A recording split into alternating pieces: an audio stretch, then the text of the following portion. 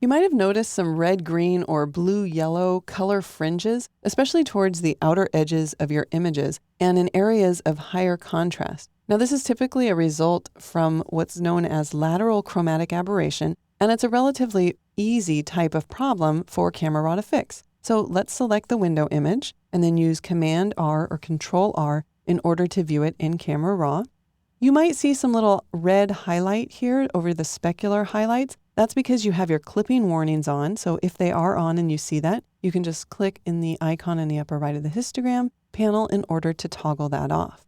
Now, to make sure that we're really able to see the chromatic aberration in this image and to see it being removed, I'm going to kind of artificially add a bunch of saturation here. I just want to make sure that as we remove it, you're able to see it be removed.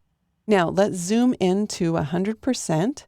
And then we're going to hold down the space bar and just move over to the side of our image. And in fact, I'm going to move all the way to the left side and all the way to the top of the image. This is the color fringing that I'm referring to. You can see that it's green on one side of this high contrast area. And then over here, we can see the fringing of the magenta color. Likewise, down a little further, we see the magenta here and the green here. And again, those pixels are just not quite in alignment. And we can see obviously that they're more out of alignment the closer to the edge of the image we get.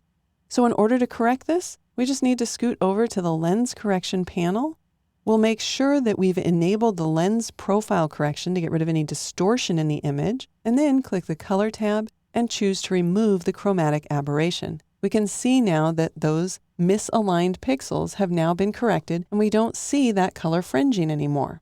Now, if it doesn't completely remove the color fringing, you can come down to the defringe area. Although I will say the primary reason for this defringe area is to fix a different kind of chromatic aberration. And you'll know if you see this other kind of chromatic aberration because it will show itself as a purple-green fringe.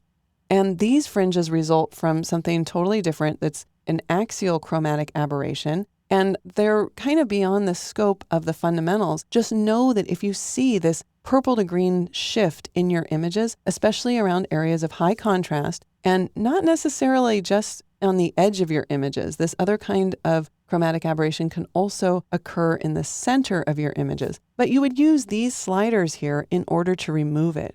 So for example, as you increase the purple amount, that's how much defringing you're removing. And then you can kind of redefine what purple is because it will vary a little bit from image to image. And you would redefine that by just sliding over the purple hue. And it would become very obvious as you move this purple hue over in your image, it would be correcting that purple to green fringe. All right, for now, we'll just turn that off because simply clicking on the check mark here removed the chromatic aberration in this image. In fact, we can tap the P key to turn on and off the preview. So that's before and that's after.